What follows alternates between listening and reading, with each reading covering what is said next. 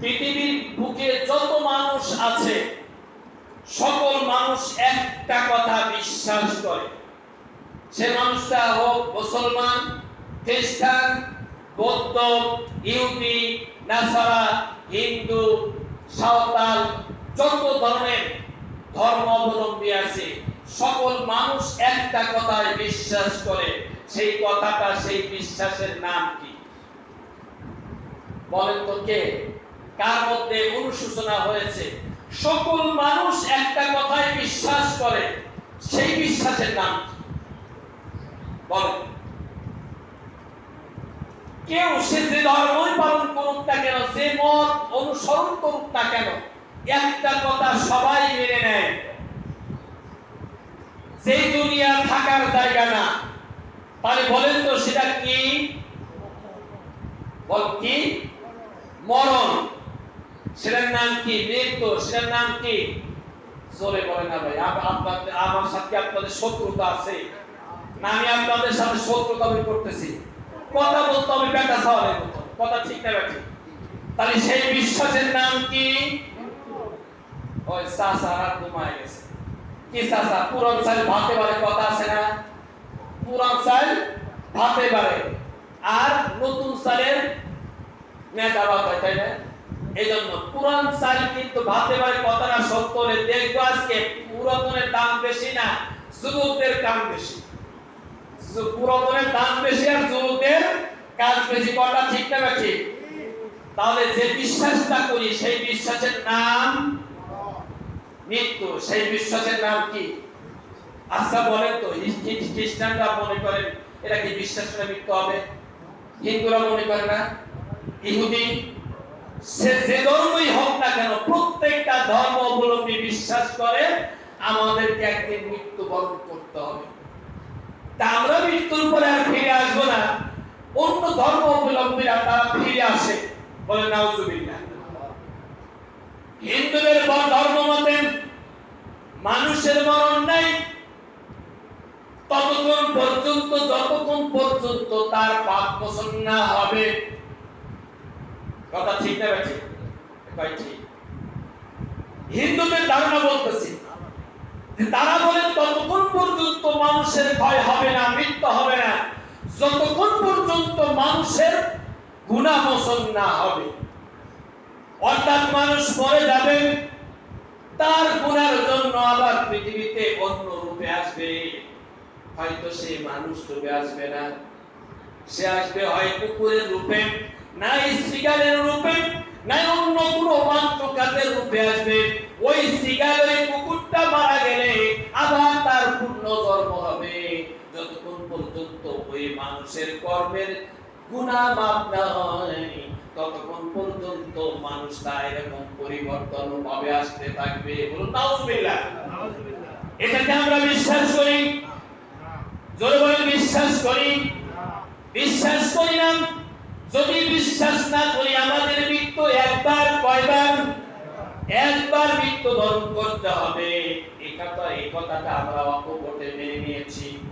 এই পৃথিবীতে এসেছি একবার, যে কয়দিন আল্লাহ হায়াত দিয়েছেন হায়াতে থাকবো, যতদিন শেষ হয়ে যাবে যখন আবার মৃত্যুর কোলে পড়ে যাব, ও সেই মৃত্যু হয়ে যাবে। এই পৃথিবীর স্বাদ আর আমি পাবো না, বরং এই পৃথিবী থেকে যা কামাই করব এর জন্য পরিষ্কার ভাবে মহান আল্লাহ রাব্বুল আলামিন বলেছেন, এই পৃথিবীর ফল তোমাদেরকে দুনিয়ায় দেওয়া হবে না, বরং মৃত্যুর পরে আখিরাত নামক জায়গায় তোমাদের হিসাব নিকাশ হবে। এই হিসাব নিকাশের পরে তুমি যদি দুনিয়াতে ভালো কর্ম করো তাহলে সেই ভালো কর্মের প্রতিদান হবে জান্নাত। ভালো কর্মের প্রতিদান হবে কি? এই পাশে জোরে নাই, পাশে জোরে চ্যালেঞ্জ হবে, ভালো দানের প্রতিদান কি? জান্নাত। আর যদি তোমার এই পৃথিবীর যে কয়দিন হায়াত পেয়েছিলে সেই হায়াতের মধ্যে তোমার কর্মটা যদি খারাপ হয়, কর্মটা যদি তোমার নেককারজনক না হয়, বদকারজনক হয়, তাহলে তোমার এই মাশার ময়দানে বিচারের পরে তোমাকে যেতে হবে জাহান্নামে। এই কথা কার? আল্লাহ রাব্বুল আলামিন বলেন এই কথাটা যদি আমরা কোরআনের কাছে প্রশ্ন করি, কোরআন দীপ্ত কণ্ঠে বলে যায়, মানুষ যখন মারা যায় তার সব আমল বন্ধ হয়ে যায়। বিশ্ব নবী বলেছেন মাত্র 3টা আমল জারি থাকে, একমাত্র 1 নাম্বার আমল হলো সদকাতুল জারিয়া। সদকাতুল, আমি প্রশ্ন করব আপনাদের কাছে, যে পড়াটা দেব আজকে না সবক পড়াবো, মানুষ মরে যাওয়ার পরে কয়টা আমল জারি থাকে? জোরে বলেন কয়টা? জোরে হলো না, এই সাসা মুখ খোলে নাই। কয়টা? 3টা। 1 নাম্বার হলো সদকাতুল জারিয়া। 3টা আমল বন্ধ হবে না, সব আমল বন্ধ হয়ে যাবে। তাহলে সেই 3টার মধ্যে প্রথম আমলটা হচ্ছে সদকাতুল জারিয়া। বলেন কি? সদকাতুল জারিয়া। আপনি যত ভালো কাজ করেছেন, এমন কিছু কাজ করেছেন, মৃত্যুর পরেও ওই কাজের পরিণাম হিসাবে আপনার কবরে ওই আমলের সবটা পৌঁছিতে থাকবে। বলুন না সুবহানাল্লাহ। সদকাতুল জারিয়া কি? সদকাতুল জারিয়া হলো কোন একটা কাজ, ভালো কাজ করে দেওয়া, একটা গাছ লাগিয়ে দেওয়া, একটা পুকুর খনন করে দেওয়া, টিউবওয়েল পুঁতে দেওয়া, সেটাই হলো মানুষের কল্যাণমূলক কাজ, যা থেকে মানুষ কল্যাণ পায়, কোন মাখলুকাত উপকৃত হয়। এই কাজগুলোর নাম হচ্ছে সদকাতুল জারিয়া। বলুন না সুবহানাল্লাহ। একটা বৃক্ষ লাগান, গাছ লাগান, একটা গাছের দাম কয় টাকা হতে পারে? আপনি একটা জাম গাছ লাগিয়ে দেন, একটা আম গাছ লাগিয়ে দেন, কোন একটা বৃক্ষ বট গাছ লাগিয়ে দেন। এই বট গাছ একটা লাগাইছেন, বট গাছের যত পাতা হবে প্রত্যেকটা পাতা আল্লাহর তাসবিহ করবে। যতদিন পর্যন্ত জীবিত থাকবেন ততদিন আপনার আমলনামায় যোগ হবেন।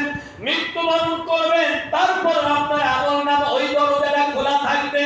ওই জিকিরের সওয়াবটা নিঃসন্দেহে আপনার আমলনামায় লেখা হবে। পাখি খাবে, দোয়া করুক না কেন করুক, আপনার হৃদয়টা যখন ওই পাখির শীতল হয়ে যাবে, তার অজান্তেই আল্লাহ খুশি হয়ে যাবে। একটা বৃক্ষের ফল খাবে একটা পাখি, নাকি একটা পাখি খায়? বটের গোটা আপনারা খান, আমরা খাই। খায় কারা? পাখিরা। পাখিরা গুনাহ করে? বলেন, পাখিরা গুনাহ করে? করে না। তাহলে গুনাহই কারা? আমরা। পাখিরা খাইলে তৃপ্তি হয়, তার ক্ষুধা নিবারণ হয়। আল্লাহ রাসূল বলেছেন তোমরা ক্ষুধার্তকে খাদ্য দাও। সেই খাদ্যটা খাবারের মাধ্যমে ভাত হতে পারে, এরকম অন্য কোনো খাবার হতে পারে। কোনো মাখলুকাতকে কোনো ভাবে বৈধভাবেও আপনি খাবার দিতে পারবেন না। একটা বট গাছ লাগাই দিয়ে লক্ষ লক্ষ বটের গোটা দলে লক্ষ লক্ষ পাখি খাবে। এই পাখি ক্ষুধার্ত নিবারণ করবে। সেই পাখিটা আপনার জন্য বদদোয়া করবে না নেক দোয়া করবে? ও মুসলমান, জোরে বলেন, নেক দোয়া করবে না বদদোয়া করবে? নেক দোয়া করবে। ওই পাখির নেক দোয়া আপনার আল্লাহর দরবারে কবুল হয়ে যায়। ওই আমলটা আপনার সব আমলনামায় লিখিত হবে। আমার ভাইরা, একটা গাছ লাগাইছেন শুধু, কিন্তু একটা গাছের পরিণামে লক্ষ বৃক্ষ হতে পারে। কথা ঠিক না বেঠিক? একটা গাছের থেকে আরো অনেক পাখি খাবে। সেই পাখিটা বিভিন্ন জায়গায় তার মল ত্যাগ করবেন, সেখান থেকে বৃক্ষ হবে, আবার সেখান থেকে সেই বৃক্ষটা বড় হবে। এরকম কত ধরনের কত রকমের গাছ হতে পারে, আপনি আমি হিসাব করতে পারবো না। বরং আমার আল্লাহ আমাদের আমলনামায় প্রত্যেকটা বিষয়টা লিখে রাখেন। আমি যে কর্মটাই করি না কেন, প্রত্যেকটা কর্মে আমার জানা না থাকলেও আল্লাহ রাব্বুল আলামিনের আমলের, আল্লাহ রাব্বুল আলামিনের কুদরত ইলাহি থেকে কিরামান কাতিবিন নামের ফেরেশতারা দেখে। আর এই সমস্ত সারা দুনিয়ায় যত ফেরেশতা আল্লাহ পাঠিয়েছেন আমার জন্য অগণিত ফেরেশতা আছে, আপনার জন্য অগণিত ফেরেশতা আছে, যারা আমাদের জন্য সর্বসময় আল্লাহর কাছে মাগফিরাত কামনা করতে থাকে। বলুন সুবহানাল্লাহ। সর্বক্ষণের জন্য মাগফিরাত কামনা করতে থাকে। এই কথার দলিল হচ্ছে যে যখন কোন ব্যক্তি একবার আল্লাহর নবীর উপর দরুদ পাঠ করেন, অসংখ্য হাদিস দ্বারা প্রমাণ, যখন একবার দরুদ পাঠ করে, একবার সালাম দেয়, ওই সালামের পরিপ্রেক্ষিতে আল্লাহ তাবারক তাআলা একটা রহমতের ফেরেশতা সৃষ্টি করেন। ওই রহমতের ফেরেশতা সৃষ্টি করার পরে আল্লাহ তাবারক তাআলার নূরে ইলাহির মধ্যে ডুবদের গোসল করানোর পরে ওই ফেরেশতা একটা গা ঝাঁকি দেয়। ওই ঝাঁকির পরিপ্রেক্ষিতে যতগুলো নূরের ফোঁটা এরকম সরে যায়, সাথে সাথে সেখান থেকে প্রত্যেকটা ফোঁটার পরিবর্তে আরেকটা করে ফেরেশতা আল্লাহ সৃষ্টি করে। এই ফেরেশতারা শুধু ওই বান্দার দুরূদ পড়ার কারণে কিয়ামত পর্যন্ত ওই ব্যক্তির জন্য মাগফিরাত কামনা করতে থাকবে। আমার ভাইরা, দুরূদ শরীফের ফজিলত কত বর্ণনা করে শেষ করা যাবে না। যদি আল্লাহকে আমরা পেতে চাই, রাসূল সাল্লাল্লাহু আলাইহি সাল্লামকে পেতে চাই, আল্লাহ তাবারক তাআলা ঘোষণা করলেন, বান্দা যে রাসূলের উপর আমি আল্লাহ স্বয়ং দরুদ পেয়েছি, তুমিও যদি দরুদ পড়ো তাহলে তুমি আমার দলের লোক হয়ে গেলা। বলুন না সুবহানাল্লাহ। কে বললো না? যে বললো না সে কি আল্লাহর সাথে মানে কি করলেন নাকি? হিংসা করছেন রাসূলের সাথে? হ্যাঁ, একটু জোরে বলেন না, বলুন সুবহানাল্লাহ। আমার ভাইরাম, তাহলে আমি যে কথার দিকে বলতেছিলাম, একটা ব্যক্তি আমলের পরিমাণ অগণিত, তার সীমা নাই। যদি বান্দা একটু চিন্তা ফিকির করে কাজ করে, এই অল্প হায়াতের মধ্যে আল্লাহ তাবারক তাআলা ওই বান্দাকে দুনিয়ার মধ্যে সবচাইতে শ্রেষ্ঠ বান্দায় পরিণত করে দিবে। একটা গাছ লাগাইছেন, তাহলে একটা গাছের পরিপ্রেক্ষিতে কিয়ামত পর্যন্ত আর বীজ জন্মগ্রহণ করতেই থাকবে। কথা ঠিক না বেটি? আপনি আমি আর লাগাবো না, কিন্তু আল্লাহ কুদরতি ইলাহির মাধ্যমে বিভিন্ন ভাবে পথ-পথারির মাধ্যমে মানুষের মাধ্যমে একটা আম গাছ লাগাইছে, সেখান থেকে আম খেয়েছে, আমের আটিটা ফেলে দিয়েছে, সেখান থেকে গাছ গজাইছে, ভালো গাছ হলে ওখান থেকে কলম দিয়ে আবার গাছ লাগাই। কথা ঠিক না বেটি? হ্যাঁ, লাগাই কিনা? এমনি করে পৃথিবীতে আপনি যদি সদকায়ে জারিয়া আমল রাখতে চান তাহলে এরকম বৃক্ষ লাগিয়ে দেন, অথবা একটা টিউবওয়েল পুঁতে দেন। সেই টিউবওয়েল থেকে আপনার আমল নামায় যত মানুষ পানি খাবে, যত পথ-পথারি ওখান থেকে পানি পান করবেন, অথবা একটা কুয়া পুঁতে দেন, অথবা একটা পুকুর কেটে দেন, একটা খাল করে দেন মানুষের উপকারের জন্য, অথবা একটা মানুষের চলাচলের জন্য রাস্তা করে দেন। যত মানুষ ওই রাস্তার উপর দিয়ে চলাচল করবে, যত মাখলুকাত চলাচল করবে, প্রত্যেকটা কদমের পরিপ্রেক্ষিতে একবার সুবহানাল্লাহ পড়ার আমল নামায় আপনার লেখা হয়ে যাবে। আমার ভাইরা, যদি আমতলা থেকে আপনি হিসাব করেন ওই মেইন রাস্তা পর্যন্ত, এখান থেকে কত মানুষ প্রতিদিন যাতায়াত করে হিসাব করছেন? একটা মানুষ যদি সকালে বলে সন্ধ্যা পর্যন্ত গণনা করে কত মানুষ যাচ্ছে, কত মাখলুকাত যাতায়াত করছে, যদি এইটুক রাস্তার হিসাব করা যায় তাহলে কি আমার কলমে শেষ হবে? কোন মুহূর্তে এইদিকে তাকাইছি 5 জন মানুষ চলে গেল, আমি দেখতে পারলাম না, আমার লেখার মধ্যে ত্রুটি হবে, কিন্তু আল্লাহর আমল নাম, আমার আমল নামায় আল্লাহর ফেরেশতারা লিখবে, ত্রুটি হবে না। কারণ ত্রুটি হবে কোথায়? একদিকে লেখে, অপর দিকে স্যাটেলাইট ক্যামেরা দিয়ে ফটো করে। কথা ঠিক না ঠিক? এই জন্য এই কাজগুলো করা যাবে, সদকাতুল জারিয়া করা যাবে। সদকায়ে জারিয়া বললে শেষ করা যাবে না, যেটাই হচ্ছে মানুষের কল্যাণমূলক কাজ, যেটাই মাখলুকাতের কাজ কল্যাণমূলক সেটাই সাদকাতুল জারিয়া। বলুন সুবহানাল্লাহ। আমার ভাইরা, 2 নম্বর শর্ত হলো এমন জ্ঞান পৃথিবীতে রেখে যান, এমন এলেম পৃথিবীতে রেখে যান যে এলেম দ্বারা মাখলুকাত উপকৃত হয়, যে জ্ঞান দ্বারা মানুষ কিছু দিক নির্দেশনা পায়, আল্লাহর পরিচয় পেয়ে যায়, এমন ধরনের জ্ঞান আপনি দিয়ে যান, তাহলে এইটাই সাদকাতুল জারিয়া। আপনার ছেলে আলেম বানান, এই আলেম দ্বারা কত মানুষ আলেম হবে, হাফেজ হবে, আলিফ বা তাসা শিখে নামাজি পড়া হবে, সত্য কথা দিশারি হবে।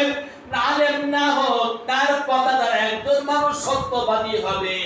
ওই মানুষটা যত মানুষকে শিক্ষা দিবে, প্রত্যেক শিক্ষা দ্বারা আমি একটা মানুষকে শিক্ষা দিলাম, ওই মানুষটা আরো একজন মানুষকে বলে দিবে এটা খারাপ এটা ভালো। সেটা যে জ্ঞানী হোক না কেন, ভালো মন্দের জ্ঞান তিনি শিক্ষা দিবেন, কিয়ামত পর্যন্ত এই জ্ঞানের পরিমাণ শেষ হতে থাকবে না, শুধু পরিমাণ বাড়তেই থাকবে। এক ছাত্র থেকে আরেক ছাত্র, একজন শিক্ষার্থী থেকে আরেকজন শিক্ষার্থী, এরকম পৃথিবী যতদিন আছে খালি বাড়তেই থাকবে।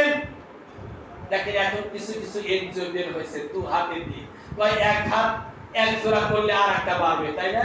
এরকম আমি ভালো করে বলতে পারছি না। কিছু কিছু এনজিও বলতেছে আপনি একটা অ্যাকাউন্ট করেন আর আপনি 2টা অ্যাকাউন্ট করেন, ওখান থেকে 4টা হবে, 4টা থেকে 8টা হবে, 8টা থেকে 16টা হবে, এভাবে আপনি বসে থাকবেন যে আপনার অ্যাকাউন্টে টাকা জমা হবে। এটা ভ্রান্ত পলিসি। এই পলিসি দ্বারা কিন্তু মানুষ হেদায়েত হয় না।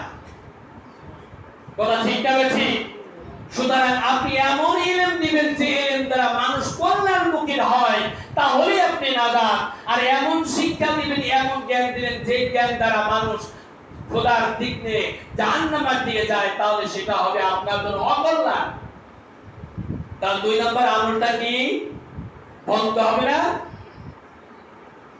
একটা সাদকাতুল জারিয়া, আর ওই ইলম যে ইলম দ্বারা মানুষ বা কোন প্রাণী কোন মাখলুকাত উপকৃত হয়। 3 নম্বর ইলম হচ্ছে এমন সন্তান রেখে যাবেন যে সন্তান আপনার জন্য দোয়া করবেন, মানুষকে দোয়া করতে বলবেন, ভালো কাজ শিখাবেন।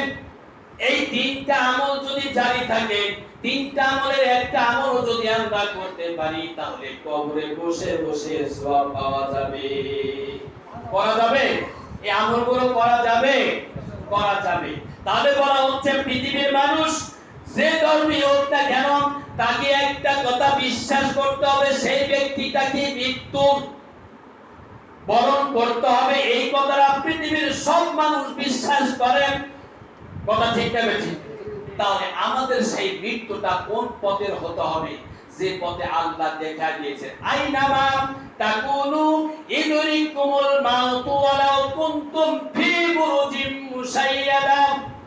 আল্লাহ রাব্বুল আলামিন বলেন, বান্দা পৃথিবীতে তোমাকে আমি পাঠিয়েছি, তুমি যেখানেই থাকো না কেন মৃত্যুর হাত থেকে তুমি রক্ষা পাবে না। তুমি যদি মৃত্যুর হাত থেকে আকাশ পানে পালাতে চাও, সেখানে পালাতে গেলে তোমার সিঁড়ি লাগবে, কিন্তু তারপরেও তুমি পালাতে পারবা না। তুমি যে কোনো পন্থা অবলম্বন করো না কেন, মৃত্যুর দূত তোমার কাছে আলিঙ্গন করবে, তুমি মৃত্যু থেকে রেহাই পাবা না। সেই মৃত্যুটা আমাকে কোন মৃত্যু হতে হবে? নবী করিম সাল্লাল্লাহু আলাইহি সাল্লাম বলেছেন, হে আমার উম্মতেরা শুনে নাও। সাহাবা আজমাইন প্রশ্ন করলেন, ইয়া রাসূলুল্লাহ, ইয়া হাবিবাল্লাহ, পৃথিবীর মধ্যে কোন মৃত্যুটা সবচাইতে উত্তম?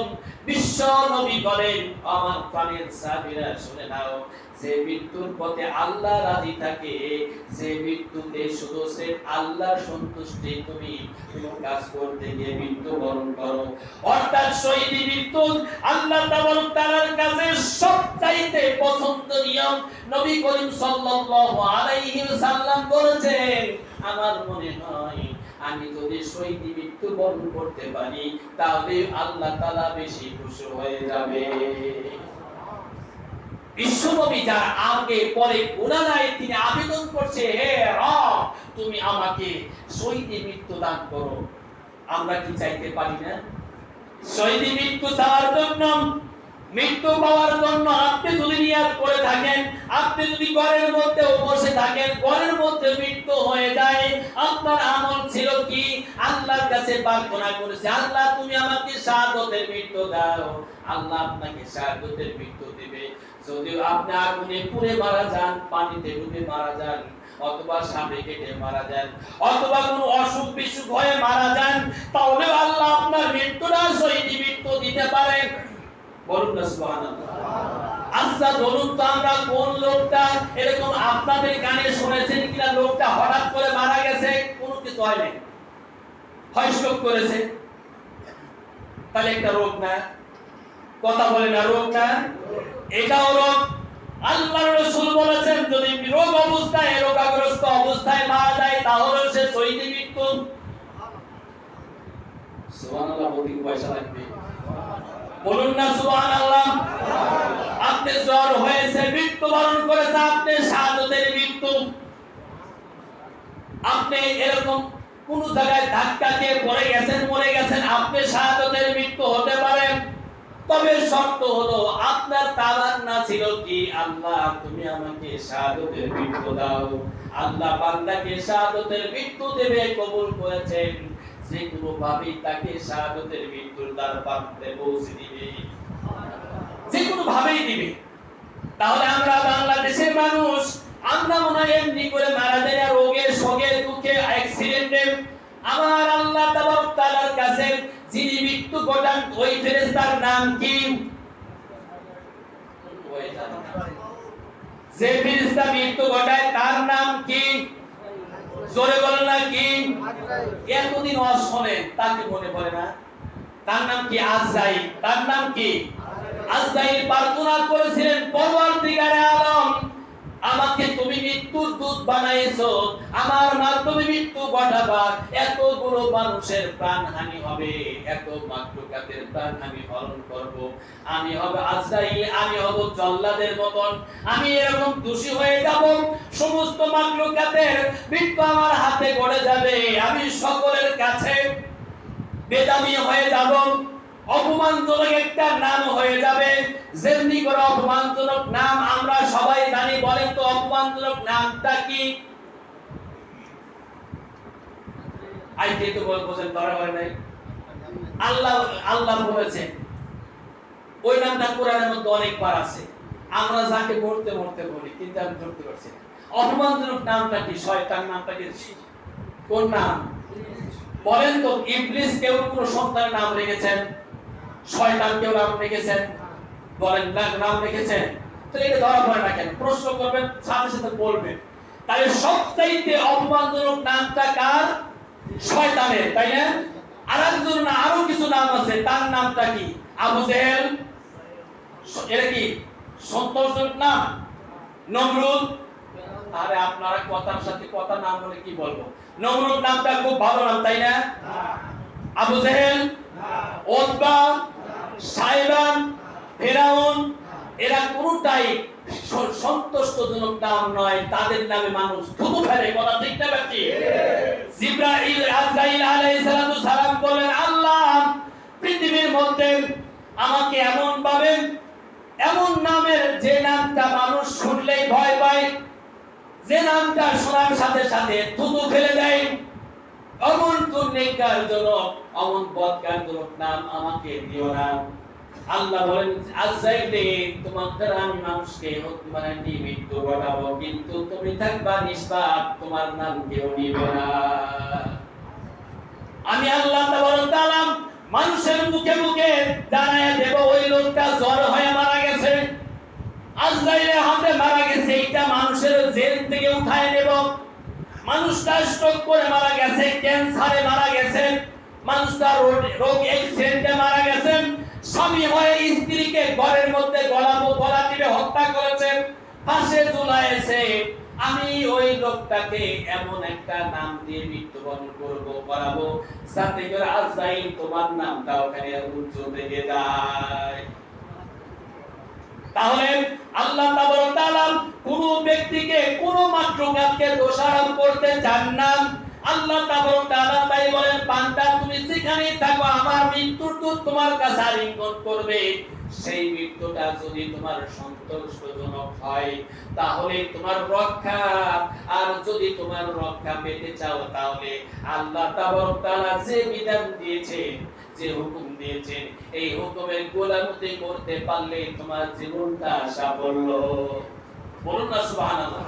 তাহলে এই সাফল্য পেতে হলে আল্লাহর রাসূল বলেছেন, ও আমার উম্মতেরা শুনে নাও, মৃত্যুর কথা যদি তুমি দিনের মধ্যে 7 বার স্মরণ করো তাহলে তোমার মৃত্যুটা হবে ঈমানদারের মৃত্যু, তোমার মৃত্যুটা হবে শহীদের মৃত্যু। এখন যদি আমরা মৃত্যুর কথা দিনের মধ্যে 7 বার স্মরণ করি, 5 বার স্মরণ করি, তাহলে এই ব্যক্তি যদি জানতে পারে আমার মৃত্যুর আগামী পরশুদিন অথবা কালকে এই সময় যখন বই আসছে, আমার দ্বারা কি অন্যায় কাজ হবে? আমি নিশ্চিত জানতে পারি ফাঁসির আসামি, তার ফাঁসি হবে 1 মাস বা 2 মাস পরে ফাঁসি হবে, রায় হয়ে গেছে। হয়তো আসামি জানে না, 1 সপ্তাহ আগে জেনে ফেলেছে যা আমি আমাকে ফাঁসি দিয়ে ফেলেছে, দিয়ে দিবে। ওই লোকটা কি আর অন্যায় করবে? করবে? ওই লোকটার হাতে থাকবে তাসবিহ, মাথায় থাকবে টুপি, সাথে থাকবে কোরআন, আর থাকবে জায়নামাজ, শুধু নামাজের মধ্যেই থাকবে, আর বললে আল্লাহ জীবনে যত কিছু করেছি তোমার কাছে মাপ চাই, কারণ মৃত্যু আমার 2 দিন পরে হয়ে যাবে। কথা ঠিক না ঠিক? যদি এই লোকটা জানে আমার 2 দিন পরে মৃত্যু, ওই লোকটা দ্বারা কোনো অন্যায় কাজ হয় না। আমি যদি দিনের মধ্যে 5 বার থেকে 7 বার মৃত্যুর কথা স্মরণ করি তাহলে কি আমার দ্বারা অন্যায় কাজ হবে? আমরা স্মরণ করি না। তাই নবী করিম সাল্লাল্লাহু আলাইহি সাল্লাম বলেছেন, আমার উম্মতেরা শুনে নাও, তোমরা দিনের মধ্যে 7 বার যদি মৃত্যুর কথা স্মরণ করো তাহলে আল্লাহ তাআলা তোমার মৃত্যুটা আল্লাহর সন্তুষ্টি চিত্তে দান করবে। আমার ভাইরা, নামাজ পড়ি কিন্তু মৃত্যুর কথা মনে হয় না। কথা ঠিক না বেঠিক? নামাজ পড়ি আলহামদুলিল্লাহ রাব্বিল আলামিন, মাঝখানে বাদ দিয়ে ওয়ালাদ দলিন, নামাজে দাঁড়াই, আলহামদুলিল্লাহ শেষ হয় না, রুকুতে চলে যায়। আমার ভাইরা আমার, বুঝে আসে না ওই ব্যক্তি কখন সূরা ফাতিহা পড়লো, সবচাইতে ছোট সূরা কাউসারি এরাস কখন পড়লো, রুকুতে চলে গেল। আমি অনেক মানুষকে খেয়াল করেছি, আমি তার সাথে হাফেজ মানুষ কত জোরে পড়া যায়, এরপরে পরে তার সাথে পারি নেই, সূরা ফাতিহার অর্ধেক না হতে সে রুকু চলে গেছে। কথা ঠিক না বেঠিক? আমার কথা অগ্র মানে যদি অঠিক হয় তাহলে বলবেন হুজুর আপনার কথা ঠিক নাই, দাঁড়িয়ে যাবে, কোনো আপত্তি নাই। হযরত ওমরের মতন মানুষ সিংহাসনে বসে অর্থাৎ জুমার খুতবা দেয়, আর মুসল্লি তার পক্ষে বিপক্ষে দাঁড়ায়, ইয়া আমিরুল মুমিনিন আপনার কথাটা অযৌক্তিক। কথা ঠিক না বেঠিক? কথাটা গঠনমূলক হতে হবে, কথা বলবো, কথা লোকমা থাকতে হবে। তাই কথা বলে আমার কথাটা ঠিক আছে, যা বললাম মনোযোগ দিয়ে শুনলেন না, হুজুর কি বললো যা শুনলাম তা শুনলাম, বাচ্চা স্ত্রীর কাছে বলতে পারলাম না, এই শোনার মধ্যে কোনো প্রাণ নাই। কথা ঠিক না? আমি কথা বলতেছি, কথার ভুল ধরার চেষ্টা করবেন, তাহলে বলবো আপনি কথা শুনতেছেন। আর যদি শোনার মতো না শোনেন, এই শোনাটার সময় হিসাব আল্লাহকে দিতে হবে। আপনি সময় যে আসছেন আধা ঘন্টা আগে, এই সময়ের হিসাব দিতে হবে না? দিতে হবে। আমি কোন কথাটা বললাম, এই কথা শোনার সুযোগ আল্লাহ আপনাকে দিয়েছে, এটা যদি মনের কান দিয়ে না শোনেন এটারও হিসাব দিতে হবে। এজন্য আসুন আমরা যে কথাই বলি না কেন, আল্লাহ রাসূল বললেন যে তোমাদের কাছে এরকম সময় আসবে যে সময়টা প্রত্যেকটা মুহূর্তে তোমার হিসাব দিতে হবে। সম্মানিত বন্ধুগণ, তাই যে কথা বলতেছিলাম যে আমরা যদি আল্লাহর প্রকৃত বান্দা হতে চাই তাহলে কয়বার আমাকে মৃত্যুর কথা স্মরণ করতে হবে? 7 বার, কমসে কম 7 বার। আর সেই 7 বার স্মরণ করে না, মনে করতে হবে মৃত্যু হয়ে যাচ্ছে, আমি এই খবর পড়ছি জহর করতে পারবো কিনা, আমি সেই প্রিপারেশন আমার আছে কিনা, এরকম ভাবে আমাকে নিতে হবে। খালি মৃত্যু মৃত্যু বললাম, যতবার মৃত্যু নামে তসবিহ পড়, মৃত্যু মৃত্যু মৃত্যু মৃত্যু, কাজ হবে? বলেন কাজ হবে? তাহলে কথাটা এইভাবে অনুধাবন করতে হবে। আমি জহর করতে এসেছি, আমি এই যে একটা কথা বললাম, এর পরবর্তী কথা বলতে পারবো কিনা, এই সময়টা আল্লাহ আমাকে দিবে কিনা, যদি দেয় তাহলে বোনাস, আর না দিলে ধরা পড়ে যাবো, এটাই ঠিক। সুতরাং আমাদের দিনের মধ্যে 7 বার কমসে কম স্মরণ করতে রাসূল বলেছেন। আর আমাদের জন্য কবর ডাকে স্মরণ করে কয়বার জানেন? কমসে কম 70 বার কবর আমাদের জন্য ডাক দেয়, হে মুমিন, হে মানুষ, তোমরা আমার মধ্যে আসবা, খালি চালানে এসো না, খালি চালান যদি আসো আমি তোমাকে ছাড়বো না। এই কবরের এই মাটির উপরে চলাচল করছি না, আমি কি করছি মাটি দেখে না? একটু দেখি, একটু খেয়াল করেন, আমি চলছি, এই মাটি দেখতেছে, আমি ঘরের মধ্যে কি করছে, মাটি আছে না? আছে। আমি চলছি, বাতাস দেখতেছে কিনা? এই আকাশ বাতাস আমার বিপক্ষে সাক্ষী দেয়, এটাই চাই। তাই আকাশ বাতাস মাটি আমার পক্ষে সাক্ষী দেয়, এটাই চাই। এই মাটি কাঁদবে আমার জন্য, এই জমিন কাঁদবে, বাতাস কাঁদবে, আকাশ কাঁদবে, যদি আমি আল্লাহ তাআলার গোলাম হতে পারি। আমি যখন এসেছিলাম ভবে, কেঁদেছিলাম আসি, আমি হেসেছিল সবে, এমন জীবন করিব গঠন, মরিয়া হাসিব আমি, কাঁদিবে ভুবন। কথা ঠিক না? এরকম করতে হবে। এই জন্য দিনে আমার 7 বার যদি আমি আল্লাহকে কবরের কথা স্মরণ করে আল্লাহকে সাথে রেখে, তাহলে আমার আমল থেকে খারাপই দূর হবে, আমার আমলের মধ্যে আল্লাহর ভয়ভীতি জন্ম নিবে, আমার দ্বারা আর অন্যায় কাজ হবে না।